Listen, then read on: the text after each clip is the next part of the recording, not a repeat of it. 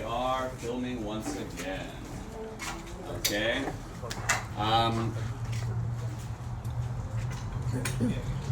We've worked on a few things. I want to throw in a few kind of little details into the mix. Okay. Talk about the arms a little bit. A few of you have asked me about lat engagement. Okay, using your back more, struggling to feel that your back is involved. So I want to mention a point on that. And I want to talk about breathing as well. Okay, so a few kind of little points that can help you along the way. But really what we're looking for in the film is expanded range of motion from Tuesday. Okay, are we rotating a little further? Are we bending deeper into the hip? Okay, are we hitting that expanded range of motion at the right point in time in the water with a full berry on the powder? All right, are we using that expanded range of motion? The last couple of inches through the water, are we still continuing to sit up? Are we still continuing to turn our whole torso to the water? Okay, and then maybe we can even in the video, it'll be challenging, just get a sense of, is the rhythm improving? Is the rhythm improving? Is there this sense of, should be a very strong sense of acceleration, that we're moving a lot faster through the back than in the front, okay? Is there a sense of momentum into the water? Are we moving faster at 3 and 4 versus 1 and 2, okay? The workout is gonna be conducive to doing that because we're going 20 up, 20 off, okay? So it's just 20 seconds. This is where we really bring the intensity and the power. I want you to think full force in the water. Okay, we're still gonna have a rhythm. It's not about getting 60, 70, 80 strokes a minute. It's not what we're doing, okay? Rhythmic, air time, no rush, have the time to move through the air, but in the water is full range of motion, full power, okay? Make sense? I forget how many sets we're doing, I'll check, all right? But we're gonna get lots of film. I've also shuffled the boat once more relative to Tuesday morning when we took our first film. Okay, so for most of us, except for the middle folks, but the front and back folks, you get to paddle on the other end of the boat, okay? I think almost everyone, just to get a sense of how the front versus the back feels. It's a very different sensation, okay? I'm sure you've noticed. I've already moved you back and forth, okay? And then if you didn't give me a preference for side, I've also tried to shift you to the other side so we can get film on the other side. But typically the problem, or I should say the opportunities are going to be the same. Okay, one side might be a little more coordinated, okay, a little more range of motion, but it's going to be the same stuff on both sides. Okay, from my experience. Okay, any questions on that? Okay, now yeah, let's talk about arms, okay? We'll start from the end. Wrists. Ideally, we can keep our wrists neutral, okay? This is a neutral wrist, all right? On both sides, top hand, bottom hand, neutral wrist, okay? This is not, okay? Bottom hand tends to straighten itself out as soon as you start pulling, all right? It's the top wrist that could be problematic. So if you're having wrist pains, if you're halfway through the race and it doesn't feel good, right? Notice where you are in the wrist. This is pretty good, okay? This, not so much. This, really not so much. All right? So really simple thing. Again, depending on potential injuries and things, you have to find your comfort zone. But if you don't have comfort now, try to go more towards neutral. All right? Elbows, we talked about elbows. We don't want to change the elbow angle too much. All right? We don't want to be totally locked out. Maybe 5-10 degree bend, both arms, and you kind of want to stay there as much as possible. All right? Minimum change. Aaron, you have a seat, or Linda? Once again, fantastic. Okay? Let's talk about the shoulders. This one is there's a little more going on. Okay? The shoulder is a complicated joint because the end of your shoulder bone here isn't attached into your rib cage, but it's floating with this shoulder blade back here. Okay? So there's kind of a two-stage movement that happens at the shoulder, and this is the key for us as paddlers, is allowing that movement to happen, okay? Your shoulder blades, your scapula, we want them to move. Scapular mobility is what we're looking for, okay? So think about when you're doing a pull-up, right? Let me just tell you the kind of two different, I guess 4 different scapular positions, shoulder blade positions, right? When I go forward like this, when my shoulder blades go around my rib cage, that's protraction, okay? And then coming back towards my spine, behind my rib cage, retraction. Okay, protraction, retraction. All right, so this is just my shoulder blades moving around my rib cage, okay? And then in the vertical sense, elevation and depression. Elevation and depression, okay? So if you're training any sort of push and pull, you want to move your scapula through that range of motion. All right, there's something called scapulohumeral congruence. All right, or maybe scapulohumeral rhythm. So scapula, shoulder blades, humerus, the upper arm bone. All right, what that means is as this angle in your shoulder changes, there's kind of an ideal pathway that both the humerus, the upper arm, and the scapula should be moving. All right, so if my hands are in front of me like this and I'm applying force, I want to be protracted. I don't want to be retracted and then here, okay? Because the little cup, I'll just give you this one example just to kind of understand what's going on. There's a very shallow cup, I don't know the right terminology, but there's a very shallow cup, sure, on your shoulder blade, on your scapula, where the head of the humerus sits. Socket. Okay, socket, sure. Okay? So as my scapula moves, I'm actually reorienting where that socket is facing. Okay? So if my scapula are retracted, that socket is facing out. Okay? So I'll use Joe here. All right? So if his shoulder blades are back, retracted, the socket is facing out, the head of the humerus is here. Okay? If this is totally back, and now I push with enough force, that's gonna happen. Okay? The head of the humerus is not supported by bone anymore in this direction, right? So he doesn't want to be extended in the arm like this with force coming here, okay, and have his scapula oriented this way. When he protracts, the scapula does this with that socket. Now there's support. Does that make sense? Now, when he pushes here, he's just pushing that joint together. It's much more stable. Does that make a little sense? Just one example why this is important. Scapulohumeral congruence. We want to be in a good position. We're going to minimize injury that way. Okay? So what does that mean for paddling? Now, kind of put that aside. What does that mean for paddling? Really simple. I think the simplest way I like to think about it is move your scapula to where your hand is moving. Okay? Move your scapula to where your hand is going, okay? So if I'm reaching forward with that bottom arm, I want to get into protraction as I reach into the water, okay? As I drive back, my hand is coming back, I want to be retracting.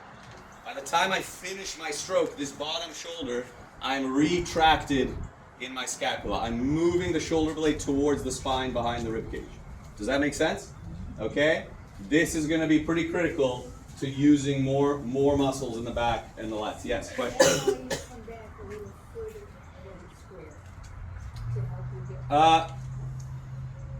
Sure, that helps. This is specifically talking about the shoulder. So yes, we want to rotate our body, but in terms of there's movement here as well, okay? Unrelated to the body movement. The body is rotating, right? I can lock this scapula down and just do this, okay? You can see how awkward it looks, all right? So I can still have great body movement, but not be mobile in my scapula. I'm telling you, we want mobility. Mobility is good. Mobility maintains the alignment, okay? So the bottom arm is actually super simple. It's kind of hard to do this wrong. We'll do a little drill where we can try to feel that, okay? There's some nails sticking out there. Wasn't a good idea to grab, okay? Top arm is a little more tricky. This is where we get injuries in the shoulder, okay? When you're reaching into the water, now this is depending on your range of motion, right? If I am really, really down, there's gonna be more of an elevation component because I'm kind of pushing up relative to my torso, okay? But again, follow the simple pattern that where your hand goes, that's where you want a little bit of scapular movement. So even in the top arm, when you reach into the water, you don't want to have this completely depressed and retracted back towards the spine and being here. You want a little bit of movement, Okay? So kind of find that comfort position for you. Don't overdo it either. Okay? Light stretch, light stretch. Now what's super important about the top arm, top shoulder, is as you drive through the stroke, you are coming across the body with the top part, right? You're driving, you're pressing across the body. Towards the back of the stroke, it's a lot more of the pec on that top, around that top shoulder that we want to engage. And we're going to do that by protracting. So again, my hands coming here across the body, I want my shoulder blade to follow. I don't want to keep this all the way back, all the way down, and try to do one of these. Okay, not only do I not have the reach to probably even get my hand over the water, but absolutely we want to be coming around like this. Okay? If you ever watch gymnastics rings, Olympic rings, okay? The guys on the Olympic rings, okay? When they're in, what's this one called? Protraction, yes, but the position where they're like, they're fully horizontal planche or something like that? Planche, okay? So they're on the rings, their body's fully horizontal. They're the top of the push-up basically, but they're floating in the air just on their hands, okay? Notice what their shoulders and their shoulder blades are doing. They're super hyper protracted like this, okay? So think of that. That's the same direction that we are applying force. Move your scapula towards your hand, okay? Does that make a little sense? All right, so we want to mobilize this. All right? I have a lot of mobility in my scapula, okay? You might not have as much, but whatever you have, you don't want this to be tight and not moving. We want to move the shoulder blades, okay? So we'll try to work on that. Huh? Can you do the gymnastic rings? I cannot. I cannot. Question? Question, like with the rotation that we've got going everywhere else. Yeah. You also want us, if this were locked, you want us doing this business with our scapulas. Yeah. Right? So like I can still move my body, but there's still a motion of my shoulder blades around my rib cage. I'm still doing everything with my body. Okay? It's just about keeping alignment between the upper arm and the shoulder blade, right? In that joint. Just feeling better in that joint. If you don't have any trouble in your shoulders, I would say don't worry too much about this. This is if you feel like, oh, I'm not using my back at all, or my shoulder hurts, right? Now we can start to look at that, right? There's a bit of an instinct, like you will naturally tend to do it, right? Once we start having problems, maybe it's not happening as much, but naturally your body will want to do this, okay? Could you mention quickly, as you were talking about the setup position, your shoulders are here. Yeah. You don't want to go too far. Can you talk a little bit about the effect on the shoulders if you're overreaching at the catch? Because my impression would be once they're out of the socket a little bit because you're reaching a lot, now you're putting pressure on the potential for affecting your shoulders because there's not as much support as having to. You just said it. I don't need to add too much to that. Okay? That was a great description, right? We don't want to overdo it. We don't want to stretch, right? You have to find for yourself where is that weight bearing position. What do you look like in the middle of the stroke in terms of your shoulders, right?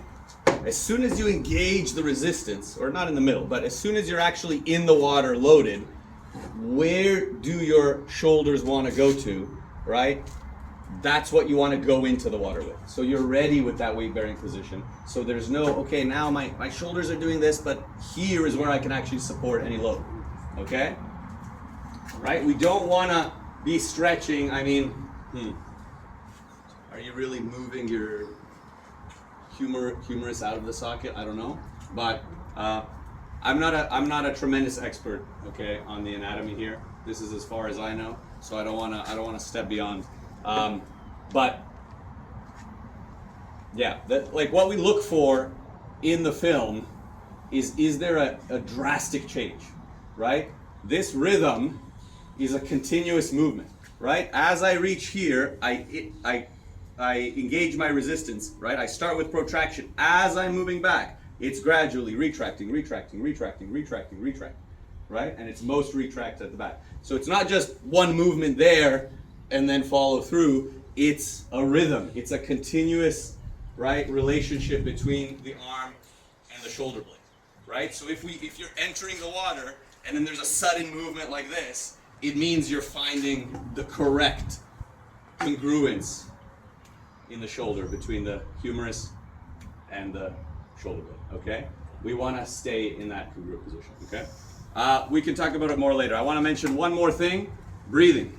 All right, really critical, breathing. Now when we go hard for these 20 seconds, all right, how do we want to breathe? If you ever watch women's tennis, okay, they make a noise.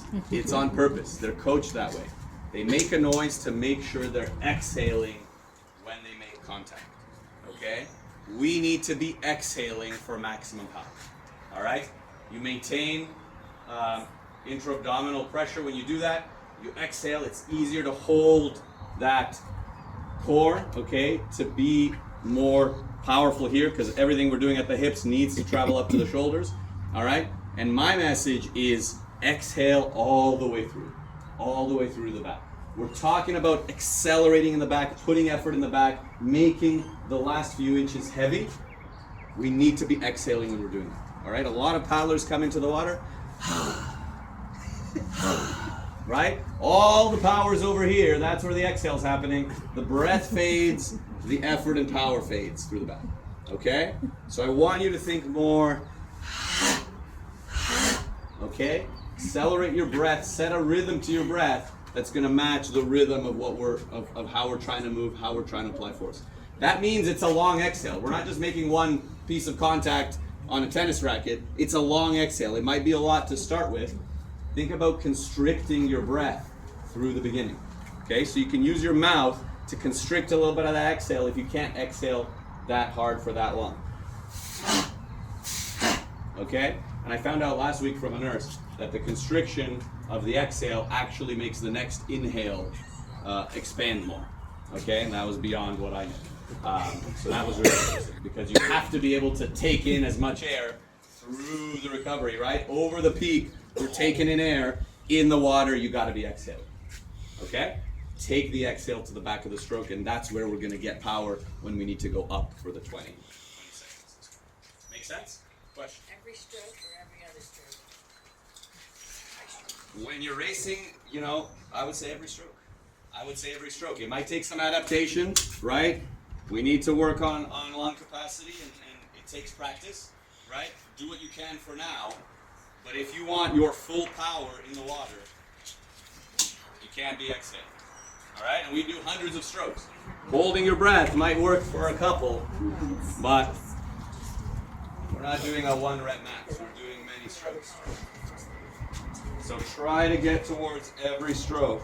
Okay? When you're paddling easier, it's a different thing. When you get into the race, you're trying to inhale and exhale every stroke. Okay? Let's do a little warm up. I'm gonna grab 2